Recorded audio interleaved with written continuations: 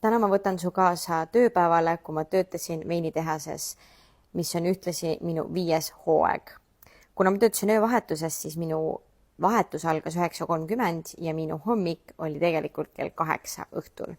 Siin ma teengi kell 8 õhtul enda hommikurutiini ja Hans on tegelikult ka mulle kohvi valmis teinud, mis tähendab, et kohe ma liigungi kohviga köögi poole ja vaatame, mis Hans seal teeb.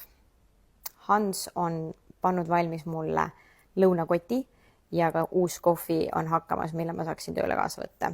See on päevas ainuke aeg, tund aega, kui me saame Hansuga rääkida omavahel, sest me elame täiesti erinevates graafikutes.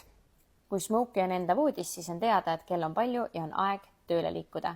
Ma sõidan enda töökohta umbes 10 minutit ja ma olengi tehases kohal. Liigun Smokohati poole, login ennast sisse ja siis jõuan enda office'isse. Tere tulemast minu fansisse office'isse. Ma olen Viinamere testija, rekka tegelikult juba ootab. Ma kalibreerin masina, login arvutisse sisse, teen sampli pudelid valmis ja olen valmis enda tööpäeva alustama. Siit tegelikult tagant on näha, et ma juba võtan proovi, kuid seda proovi ma tol hetkel kätte ei saa, seega ma lähen küsin rekkajuhil, et ta liigutaks natukene rekkat edasi. Järgmisena saan ma proovi kätte ja võtan ka proovi laborisse, kus ma kirjutan üles vajalikud näidud.